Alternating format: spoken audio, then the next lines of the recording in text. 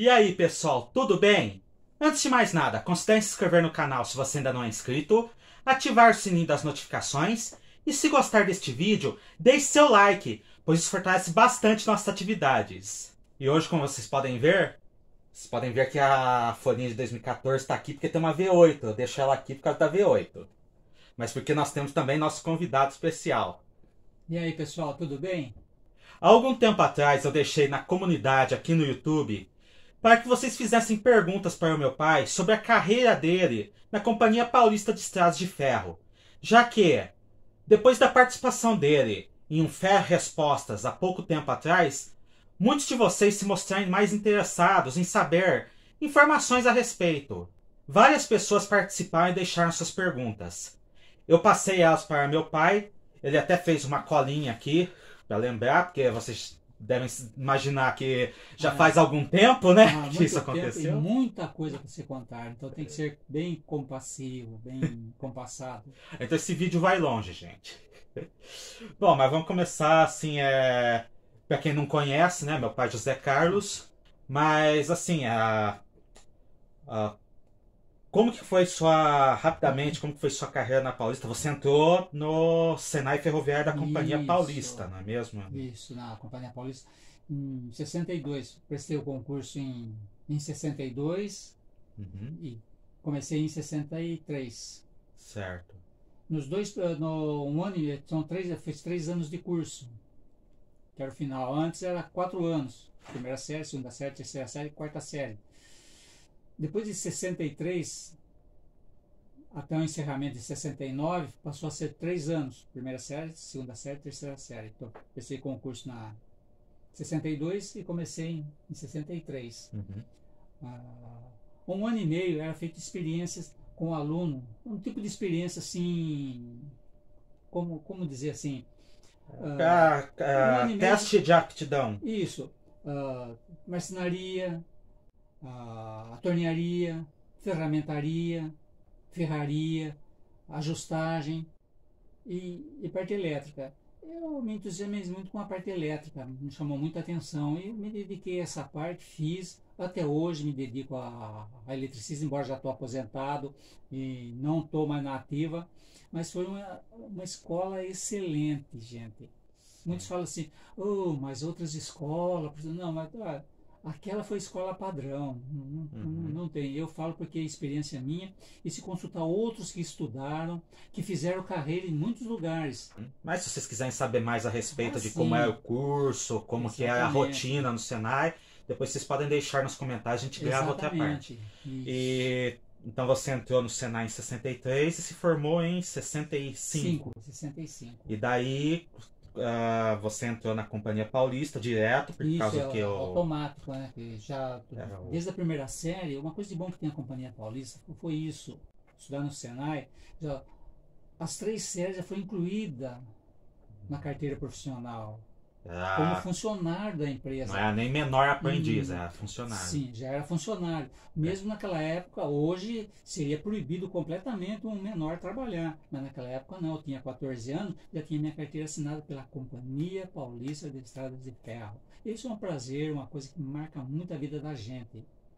Daí entrou já como eletricista na Companhia Paulista e ficou até que ano na Companhia Paulista? Foi até finzinho de 69.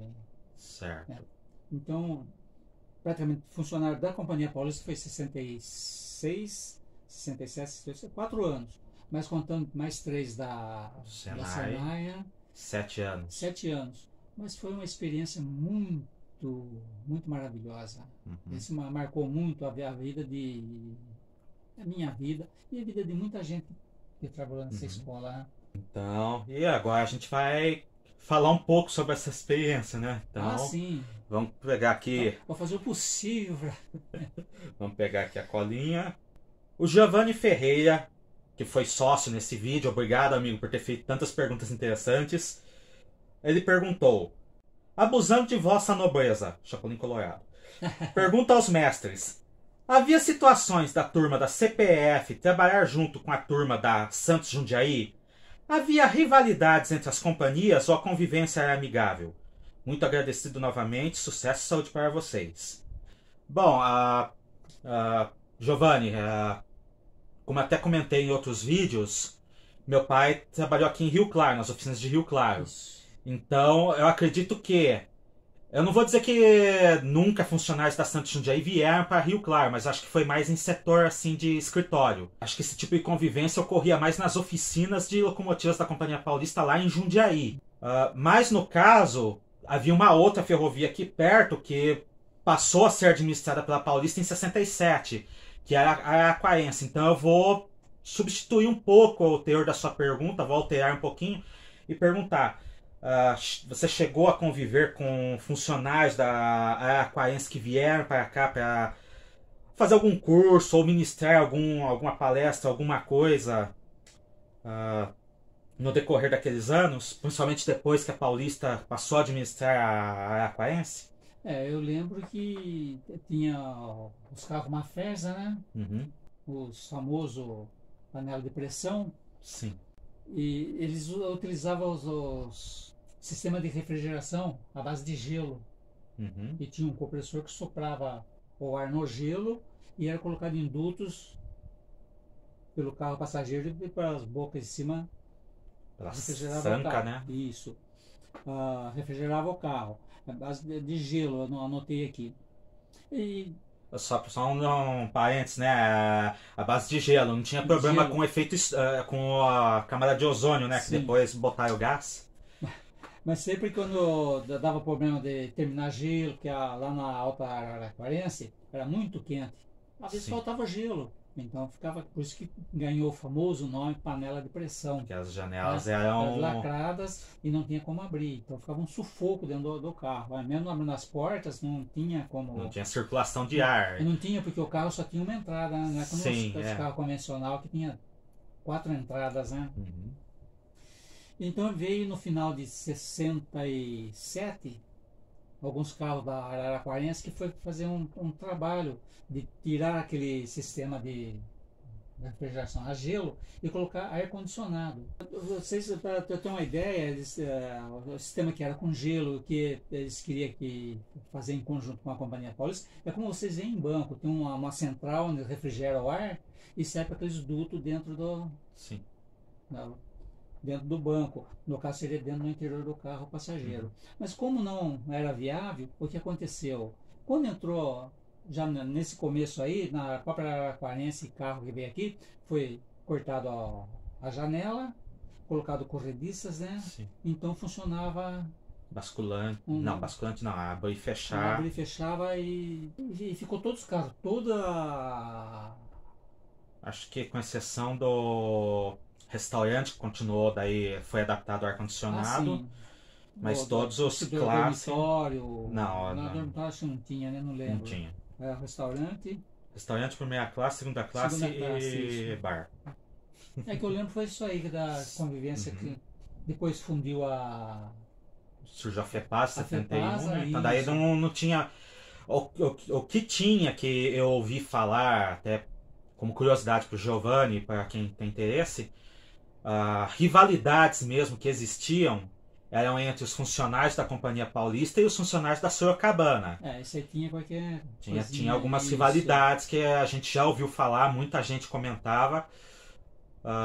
Aqui em Rio Claro não chegou a existir isso, mas assim, eu já vi relatos na internet, pessoas mais velhas, até que aposentaram, e que na minha infância eu convivi também, comentava que na época tinha uma maior rivalidade, porque é lógico, a Sorocabana era a ferrovia padrão estatal. Dentre as estatais em São Paulo era a ferrovia padrão. Já a Paulista é a ferrovia padrão como um todo no Brasil, na América Latina. Então tinha essa rivalidade. Teve funcionários da Companhia Paulista que foram para São Paulo, principalmente na época que estava sendo reconstruído o Chumbinho. Uhum. A propósito, tanto a história dos carros da Maferza, vocês podem assistir aqui em cima, vai estar aqui no card.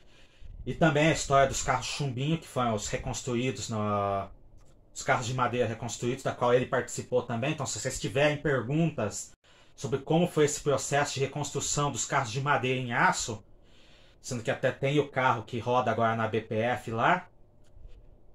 Vocês podem fazer também, que ele vai tentar esclarecer. E a história desses carros também tá aqui em cima no card. E na ocasião que esses carros foram construídos e apresentados pelo governador, acho que Abel Sodré, foi uma equipe aqui de Rio Claro para lá, mas ele não participou, foi só a diretoria da oficina. Tanto que tem fotos circulando na internet que mostram as comemorações e tal. Enfim, vocês vão conhecer mais a história disso quando vocês fizerem perguntas e assistindo o vídeo. Agora, vamos continuar. Renan Trevisan. Como era a operação de duplex de locomotivas elétricas? E como era a operação das box? Renan, na Companhia Paulista de Estradas de Ferro nunca ocorreu operação de locomotivas elétricas em duplex, já que as subestações não tinham capacidade para isso, embora os fabricantes garantissem que poderia haver. Esse tipo de operação começou a ser feita na época da FEPASA, mas principalmente e unicamente pelas locomotivas Vandecas. Como aqui em Rio Claro não tinha manutenção de locomotivas elétricas, então meu pai não sabe como era a operação nas locomotivas em si, infelizmente. Se algum dia eu encontrar alguém que trabalhou com essas locomotivas e puder explicar, o espaço vai estar aberto e essa pergunta vai ser feita. Então eu também vou fazer uma modificação na sua pergunta e perguntar para o meu pai o que você lembra das quadradinhas e quadradonas. Sendo que aqui eu também vou dizer, também já deixar especificado que, pelo menos aqui em Rio Claro, não tinha diferenciação de apelidos, que nem, por exemplo, tinha em Campinas, que quadradinhas eram só as séries 300 e 400, cristaleiras eram as séries 410 em diante, e quadradonas eram as séries, as grandes, 1C mais C1. Então, o que você lembra da operação dessas locomotivas? O que te marcou ver essas locomotivas?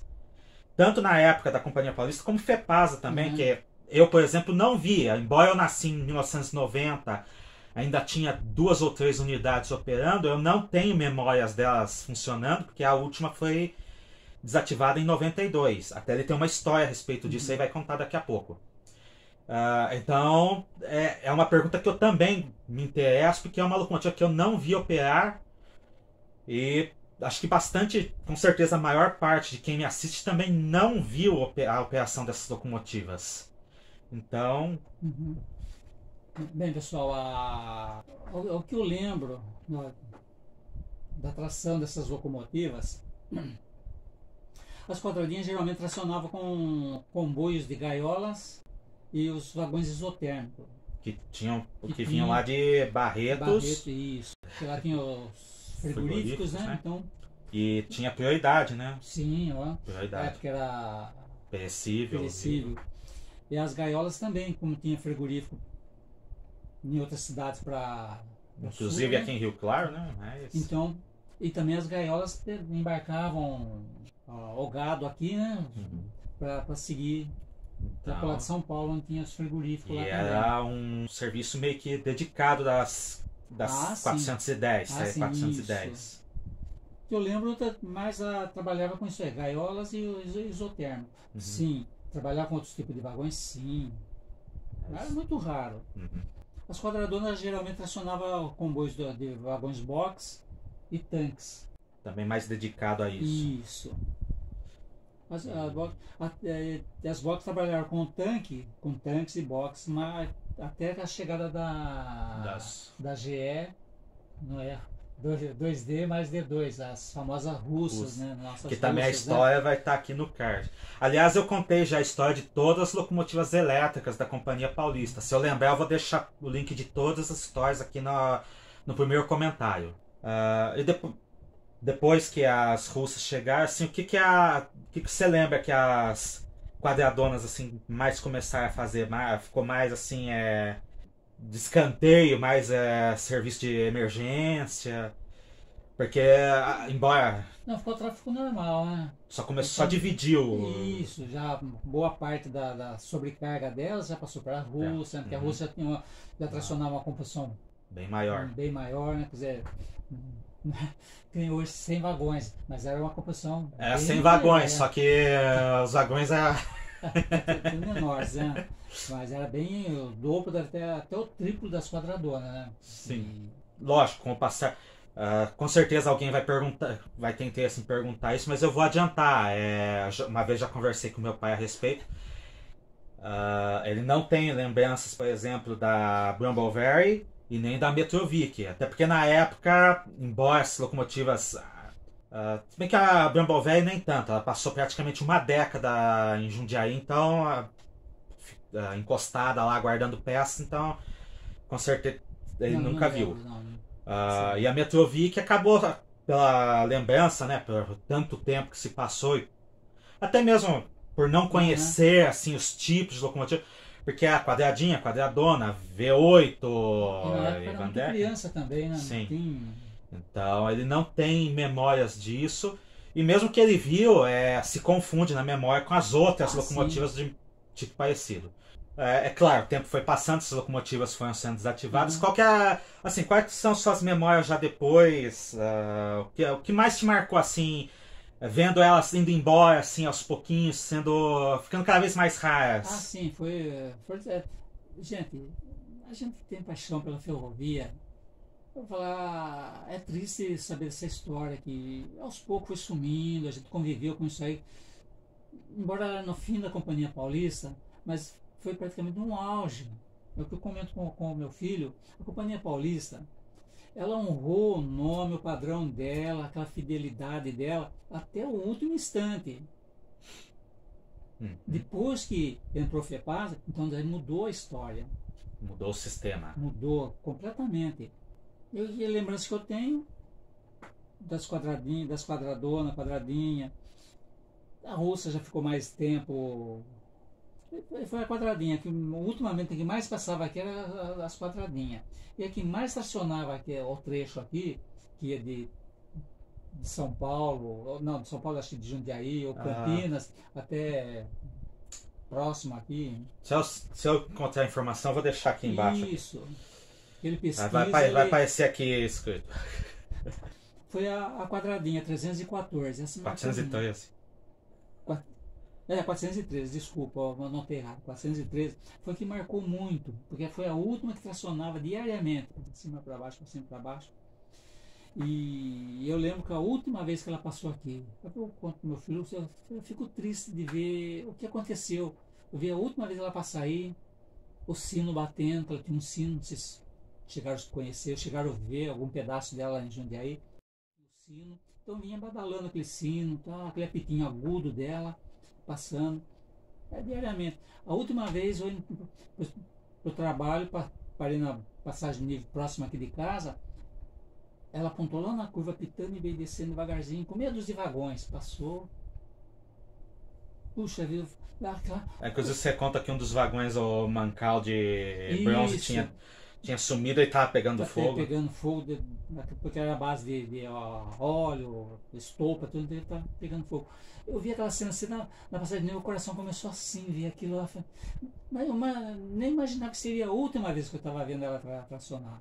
E ela desceu. A gente nunca se dá conta quando é a última vez, a gente só percebe quando passa os anos. Ela ficou estacionada no pátio da estação, ali na esplanada, um bom tempo. Depois dali ela seguiu para o destino final dela, lá no Museu de Jundiaí.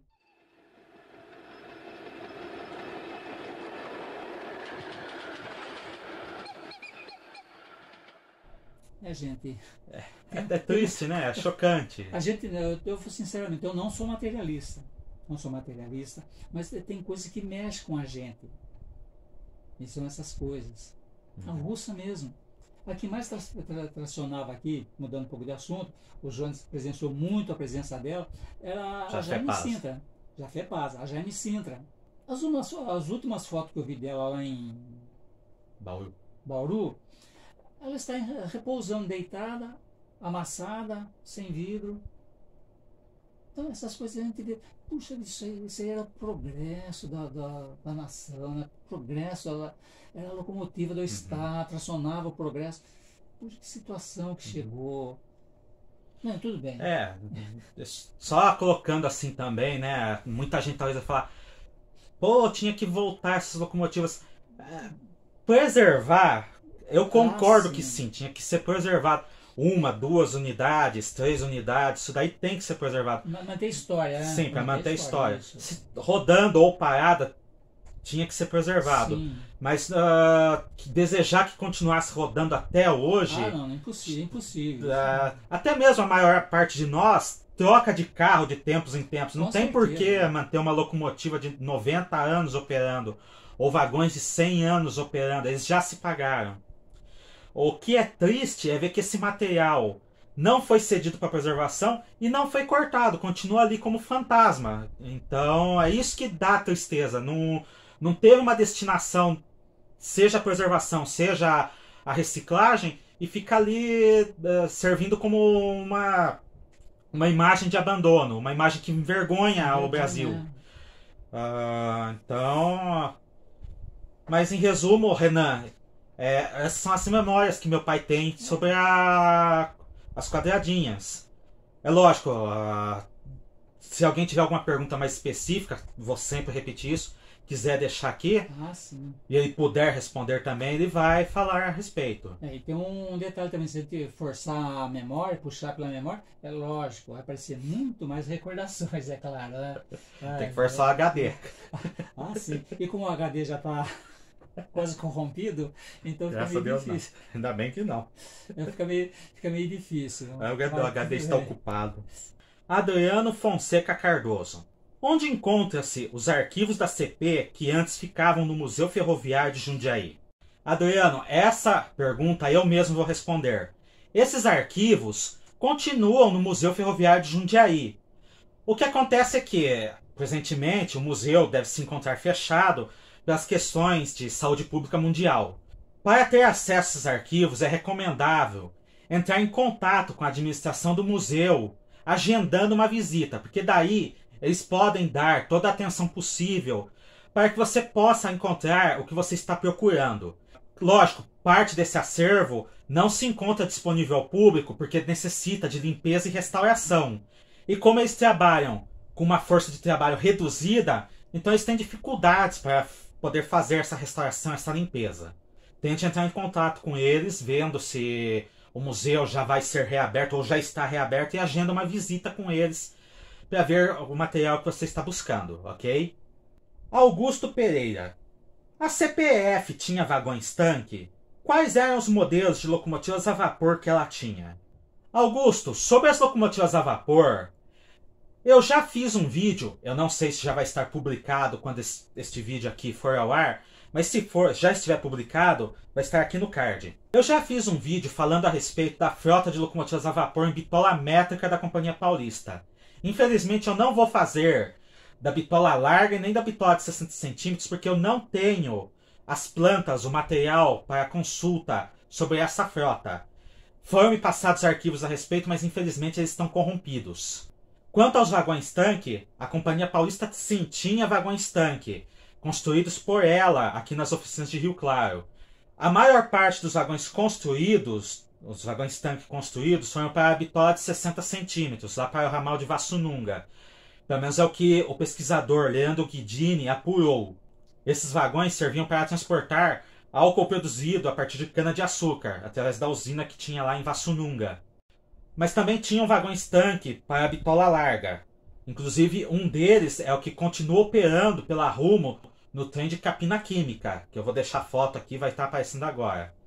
Você lembra alguma coisa da construção de vagões-tanque ou de vagões em geral aqui na Companhia Paulista, que é reconhecidamente uma oficina que tinha tradição em construir carros, vagões, veículos de manutenção made in Brasil e que era reconhecida internacionalmente? A Companhia Paulista ela tinha vagões-tanque de construção própria, né? Para uso exclusivo dela, inclusive para transportar óleo diesel, principalmente a época que começou a chegar as diesel, né? Então, para transportar diesel. Então eu utilizava esses vagões-tanque. Outras empresas tinham vagões-tanque. A frota de vagões-tanque era enorme na empresa, na Companhia Paulista. E esses vagões eram locados, né? Como Soma, Shell, etc, etc. Eram vagões locados para Soma. da Sorocabana Materiais Ferroviários, lá em Sumaré. Uhum. Então ela alocava esses vagões. Os vagões da Companhia Paulista, ela mesma fazia a manutenção aqui em Rio Claro. Os vagões locados por essas empresas eram feitos a manutenção em Sumaré pela Soma. Uhum. E tinha os carros de passageiro, fabricação CP, aqueles que eu marquei aqui, que eram modelos iguais ao ACF, né? Uhum. A única coisa é que os ACF tinha aquele chalé em cima. Os da Paulista era redondinho em cima e tinha os ventiladores embutidos dentro, e os ACF tinham o chalé e os ventiladores pequenininho no teto. No chalé. Isso. Mas enfim, sim, a Companhia Paulista tinha frota própria de vagões-tanque construída por ela. E tinha os vagões dos clientes, que esses daí eram alocados pela Soma, como ele mesmo disse. E outros fabricantes também, Cobrasma, FNV, mas isso daí era mais box, prancha, isotérmicos. Então a Soma que era a potência mesmo na construção de vagões-tanque.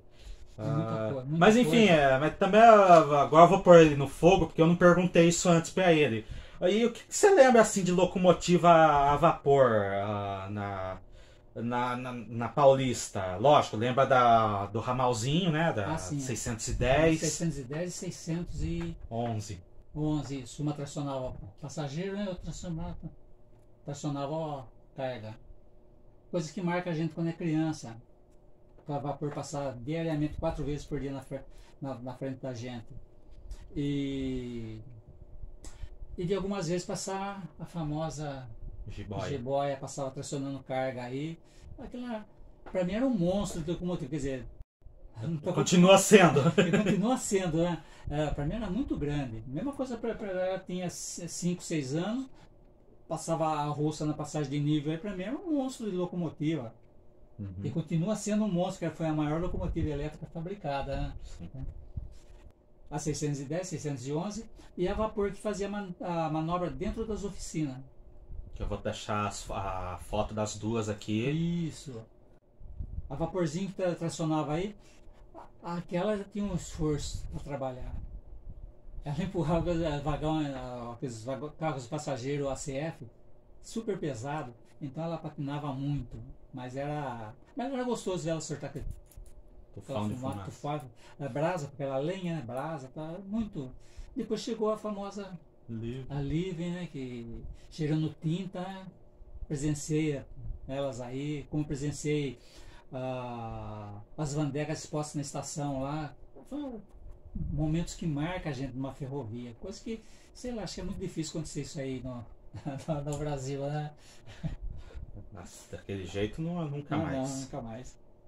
O Brasil Ferroviário e o Tomás de Aquino Souza Júnior fizeram perguntas basicamente parecidas. Se meu pai esteve no ramal de Araras, ramal de Descalvado, enquanto trabalhava na CP, e se para ir para o ramal de Descalvado era necessário fazer a baldeação em Cordeirópolis. Então você chegou a ir no ramal de Descalvado? Assim, somente em Araras, Leme, né? A gente sempre ia, mas sempre em viagem de passeio, né? Para serviço nunca, né? Isso não. Sim. Não saía de Rio Claro, Cordeirópolis. Ia para... Daí entrava no ramal, era necessário fazer a baldeação. Era necessário. Principalmente para quem vinha do interior. Quem vinha da capital, o trem era desenganchado, parte do trem. Igual acontecia em Tirapina, né? Uma coisa. E em Piracicaba, pelo menos até certo tempo. E daí seguia pelo ramal. Só na época da FEPASA, ou com o finzinho mesmo da Companhia Paulista, que daí os carros já ficavam no ramal mesmo, você tinha que baldear, independentemente de qual direção você vinha ou ia. E assim, alguma lembrança que você tenha, alguma lembrança especial que você tenha desse ramal, principalmente, alguma viagem, alguma cena que te marcou? Não, assim, curiosidade, sempre foi viagem normal, né? Passeio. Normal, tá? De passeio, né? Porque geralmente nesses locais aí tinha muita exposição de gado, então a gente, como passageiro de graça.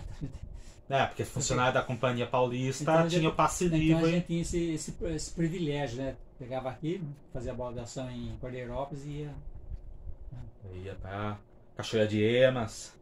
Também. E Ângelo, que é acredito que seja o Brasil Ferroviário, você ouviu ele falar, é uma viagem normal. Ah, É sim. lógico, pra gente que não viveu isso, qualquer viagem é especial, mas é uma viagem normal. É porque a gente fazia sempre, né? Uhum. É uma coisa, pra ver, né? É uma coisa normal. Muitas vezes a gente faz coisa hoje que pra gente é normal, daqui a 20 anos não vai ser. Vai ser uma coisa rara. É porque a gente tinha aquela. É tipo de um carnezinho, né? Uhum. De passagem de viagem. Sim. Que Então a gente desfrutava daquilo ali, né? Uhum. Quer dizer, se não estourava o mês, é que perdia o valor, vinha um carne novo. Então a gente aproveitava ao máximo fazer aquilo lá, né? Uhum. Chegava domingo, vamos em Arara? Não, tem que fazer nada, vamos em Arara. Pegava o carnê, colocava no bolso, passava lá, carimbava, pegava o trem e ia. E outros lugares também. E outros era, de ponta a ponta, de norte a sul, a CP passava. Ele ia lá nos Andes, não. Novamente, nosso amigo Giovanni Ferreira. Satisfação, JJ e JC. Na verdade, os dois é JC, tá? Uma das 1000 curiosidades. Como é a rotina de um eletricista de trens? O senhor concentrava seus trabalhos só nos carros de passageiros, que é uma frota imensa, ou tinha situações de atuar na locomotiva, rede aérea, casas de comando, aquelas que ficavam um pouco à frente da estação? Alegria imensa de acompanhar o canal de vocês e mais ainda neste novo quadro. Muito grato. A gente que agradece você ter feito tantas perguntas, Giovanni. Todo mundo também que fez as perguntas. Então, como que era num dia normal, sem ser no Senai, já na Companhia Paulista, como que era um dia normal de trabalho de um eletricista de manutenção? A gente fez uma anotação aqui, porque uma que é o tempo, então você vai fazer aqui. A rotina de manutenção, em geral, é de tudo que se relacionava com a parte elétrica dos mesmos, né? Somente dos carros de passageiros, né? Painéis, baterias, painéis de distribuição, iluminação, bebedores de água, ventiladores, tomadas, etc. Tudo isso era feito manutenção nos carros, né? Uhum. Marquei aqui, o trabalho normal do eletricista era concentrado nos carros de passageiro, carros de inspeção, vagões da turma de socorro SOS, que tinha parte elétrica, tinha tomadas, tinha baterias no carro, era um carro de madeira, parecia um vagão simples, tinha toda a comunidade, vagão cozinha, dormitório, oficina. No caso dos de SOS, Sim. Não vai ninguém pensar que o vagão de madeira normal, um frigorífico tinha aí, nos de SOS. Que era especialmente construído, tudo aqui em Rio Claro, toda a frota de vagões. Ou adaptado, antigos vagões de carga adaptados. E manutenção também em todos os prédios, nas dependências das oficinas, estação, iluminação do terreno, né? O que era uma vasta área, grande. O que marcava muito eram as torres no pátio da esplanada. Né? Tinha 30 metros de altura. E tinha 30 metros de altura e 6 holofotes. 3 para cada lado. Isso, para iluminar. As lâmpadas eram pequenas, vocês imaginam, eram lâmpadas de 1000 watts. Era enorme. O soquete dela era aquele Gullet, era enorme. Se eu achar foto eu vou mostrar, Sim. senão... Eu posso pesquisar e procurar. Era tão reforçado o vidro dessas lâmpadas aí, tem uma curiosidade. As pessoas cortavam o gargalo dela, faziam vasos para decoração. O bulbo dela era enorme. A temperatura dela era enorme. Se colocava a mão, torrava a mão. Né? Nas subestações já era um outro pessoal que fazia as devidas manutenção. Subestação, rede aérea, locomotiva era outro... Especializado em alta tensão, já tinha uma equipe de manutenção especializada para isso aí. Uhum. Já na parte que ele atuava era isso, carro de passageiros, dependência nas oficinas, dependência no pátio. Cheguei a comentar em outro vídeo no Horto se era requerido, porque o Horto tinha a própria equipe de eletricista, mas acredito que... Porque tinha as oficinas, né? Mas caso precisasse de reforço, daí o pessoal da oficina central ia lá ajudar. Isso. Mas... Lógico, aqui a gente está falando resumidamente, mas tem que levar em conta que só o terreno das oficinas é 30 mil metros quadrados. Não estou contando nem a esplanada, nem as casas. turma de via, nem o armazém, nem a casa de chefe de estação, nem a casa do chefe da oficina, que também fazia parte disso daí. E nem as manutenções que iam fazer no trecho, assim, principalmente carros de passageiros. Sim, é. Isso aí se alguém fazer uma pergunta, a gente responde isso aí, né? Como era feita uma manutenção de emergência. E agora eu tenho uma curiosidade. Se você chegava a fazer manutenção em outras estações, ou eles tinham. Cada estação tinha. Não, ou tinha uma turma que era especializada só Tinha. para ir em outras Sim, estações. porque em cada estação geralmente tinha aquela casa que fazia a inspeção de linha, Ah, sim. como tinha na 32, aquela casa. Sim. Então tinha um pessoal ali, já tinha eletricista, tinha um Certo, pessoal. certo. A casa de turma de via, Isso, de via permanente, né? Uhum. que daí já tinha. Então é. Ok. Sim. Ricardo Aparecido. Tudo bem com o senhor? Gostaria de saber se o senhor já viajou na cabine da V8 ou já trabalhou na manutenção da mesma. Ricardo, como nós já mencionamos várias vezes nesse vídeo, meu pai não trabalhava com a manutenção de locomotivas elétricas. Então ele não sabe como que é a operação, a parte das locomotivas elétricas. E você chegou a viajar alguma vez dentro de locomotiva, seja da V8 ou qualquer locomotiva? Não. Nem era permitido, né? Uhum. Na FEPAS não lembro, na FEPAS a vez surpreendeu. Tem uma parte, até um certo momento também não era permitido, depois relaxou. No final, mas não, nunca trabalhei. O meu trabalho era na dependência das oficinas, na estação, no pátio, manutenção de emergência. No tráfego, sim, tinha a manutenção de emergência nos carros de passageiros, né? E pode no futuro até comentar isso aí, troca de correia, bebedouro, troca de um ventilador, isso é coisa que tem que ser praticamente mágico para fazer. Mas sempre a gente fazia isso aí, tinha um pessoal do qual fazia parte. Mas a concentração do serviço da gente era dentro da sala de oficina elétrica.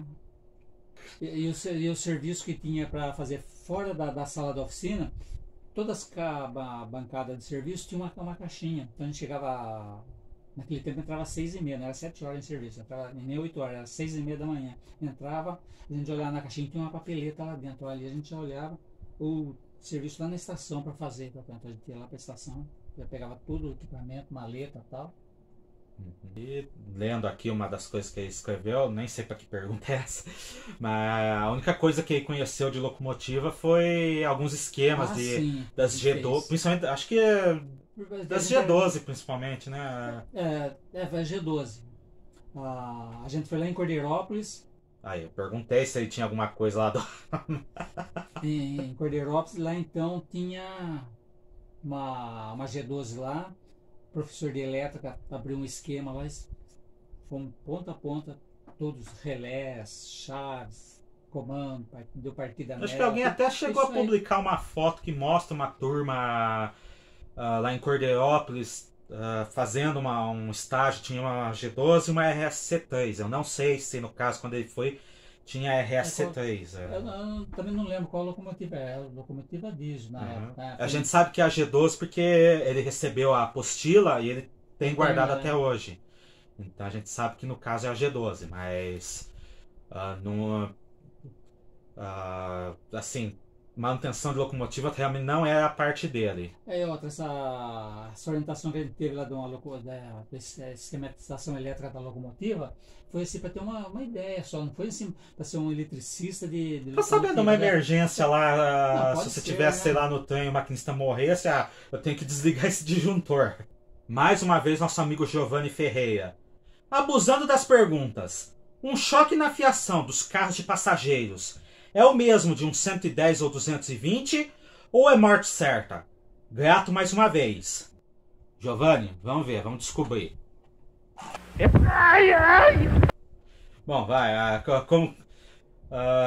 como que funcionava essa questão se a pessoa quer se eletrocutar no carro de passageiro? Tanto o 127 ou 220 ou 64 volts que era dos carros de passageiro R, ou os 24 volts que eram dos carros de madeira, não era dava um tranco violento, mas não era fatal.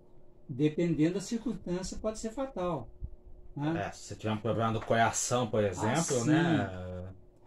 se você, vamos supor, estiver debaixo de um chuveiro, tomar um choque 64 volts, 64 volts, se você estiver debaixo do chuveiro, é fatal, você cai, morre. É fatal. Agora, se pode tomar um 220, conforme o lugar, porque eu sou, como eletricista, eu tomei até 380. É um choque que você cai no chão. Não chega a desmaiar, mas você cai no chão. Sim. É um tranco e parece que explodiu tudo por dentro. Né? Agora, se eu estou com a mão numa tubulação de metal, ou estou debaixo de um condutor direto para a terra, então é fatal, né? Uhum. Até, embora os Mythbusters testar esse mito e falar que não é real sim. Não, se você faz xixi estiver em cima de um sim. viaduto e fizer xixi na caternária, você morre. Lógico. É É terra direta. Em Rio né? Claro aqui aconteceu, 2, 3 pessoas fizeram isso e tchau, né? Então, mas é lógico, assim como a gente tomar um choque na tomada de casa, a grande chance é você sobreviver, só leva aquele tranco, só leva aquele susto, mas pode acontecer de você também falecer. E é assim também no... Lá na... Agora, lógico, dentro das locomotivas não, já é outra história, né? Isso daí... Na escola Senai, na Companhia Paulista, lá na seção que eu trabalhava, tinha um dínamo de telefone. Alguém conheceu aquele telefone de manivela? Não. Se alguém lembrou aquilo lá, tem uma manivelinha. Aquilo é um dínamo, um gerador de energia que é para... Se você colocar a mão nos 2 fiozinhos ali, girar aquela coisa, você toma você perde o rumo. E abaixa, deve ser 24 volts aquilo lá. Tenho a impressão que alguém fez isso. Não, fazia. Se bem que na escola lá, ou mesmo na sessão, a pessoa fazia sacanagem isso aí. Isso daí deixa pro episódio contando a isso gente conta isso aí, uma sessão de causos e história. Deixa aí suas perguntas aí, as sacanagens do Senai Ferroviário, a gente vê o que dá pra fazer. Então, respondendo a sua pergunta, nobre amigo, o 127, 220, 64 volts, 24 volts, ou até um choque de pilha, dependendo da situação, ele é fatal. E a última pergunta do Rafael Luiz. JJ, tudo bem? Rafael de Jundiaí. Gostaria de saber o que mais marcou na vida de seu pai quando ele trabalhava na ferrovia. O que ele até hoje não esquece que aconteceu no seu trabalho que marcou a vida dele. Bom, vamos lá, meu amigo. Para mim foi muita satisfação de ter trabalhado na ferrovia padrão da América Latina. Quem trabalhou ou desfrutou de seus serviços, com certeza jamais esquece. O que me marcou foi quando eu saí da Companhia Paulista e fui trabalhar numa outra empresa totalmente diferente. Porque a Paulista tem uma coisa que chamava atenção, até deixei anotado para não esquecer. O que eu percebi lá é o seguinte, que o que mantinha a Companhia Paulista de Estradas de Ferro como uma ferrovia padrão da América Latina chamava-se manutenção preventiva. O que era muito raro acontecer um incidente, um acidente de tráfego, porque todo equipamento que tinha, sempre tinha uma peça extra reserva.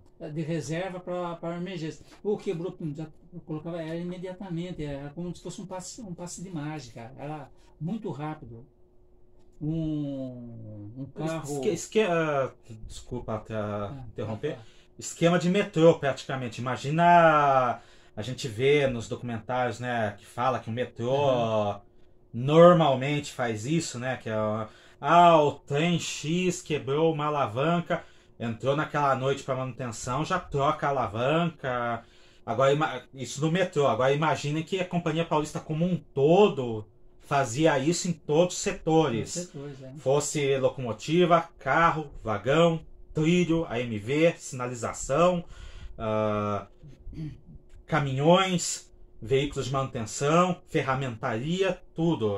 Então, E todas as composições, um exemplo, o trem R, tinha desde o bagagem até o Pullman. dentro da oficina tem sempre à disposição já um carro pronto. O segunda 260, não sei o que, deu pane, ele vai chegar na estação, já a Living ou a vapor pegava, levava na estação, já ficava de espera, desengalhava. Gente, era impressionante o jeito que trabalhava. Já desengatava, já colocava outros passageiros, descia, já entrava no outro e partia embora. Renan Trevisan, enquanto eu estava editando o vídeo, eu resolvi colocar esse enxerto neste ponto, porque eu não posso voltar à edição. Mas pensando melhor em sua pergunta, eu cometi um engano. Eu pensei apenas em operação em duplas, triplas ou quádruplas, como é feito hoje, com uma equipagem operando várias locomotivas juntas. Nesse caso, não, a Paulista nunca operou dessa forma. Mas sim, ela operou com duplas de locomotivas elétricas box no trecho entre Bauru e Cabrália Paulista. No caso, cada locomotiva ia com uma equipagem diferente, sendo que a comunicação entre elas, por não haver rádios, era feita a partir de apitos e sinais de mão. Esses são os únicos casos registrados na Companhia Paulista de operação de locomotivas elétricas em dupla. Existe uma foto que vai estar aparecendo agora de duas locomotivas Westinghouse operando juntas. No entanto, essa foto foi feita nos Estados Unidos, na fábrica da Westinghouse, mostrando a capacidade das locomotivas de operar em dupla. Mas tal operação, com cabos jumper, nunca ocorreu na Companhia Paulista. Voltemos agora ao vídeo normal. E esse foi o vídeo de hoje, pessoal. Eu espero que vocês tenham gostado dele e espero que vocês tenham interesse em fazer mais perguntas. Se vocês tiverem interesse em fazer mais perguntas, quiserem que esse se torne um quadro fixo no canal, com a participação de meu pai aí, trazendo mais memórias, quem sabe até no futuro, quando as condições permitirem, nós possamos trazer outras pessoas que trabalharam na Paulista, na FEPASA. Participem, deixem aqui nos comentários, deixem suas perguntas também, que nós traremos mais vídeos para vocês, tudo bem? Muito obrigado, Pop, por sua participação hoje, tá? Eu que agradeço da oportunidade que você me deu e vocês, espero que gostarem. Eu gostei, espero que vocês gostem também e estou à disposição para perguntas que vocês fizerem e responderei à medida do possível. Não venha me falar, não venha me perguntar se ele conheceu o conselheiro Antônio Prado, porque... Se eu sentei na mesa com o Jaime Sintra, né? Daí fica meio difícil, entendeu? Mas valeu, gente. Valeu. Cliquem no gostei, se inscrevam no canal e ativem as notificações para fortalecer nossas atividades e vocês não perderem nenhum novo vídeo. Até a próxima! Até, abraço!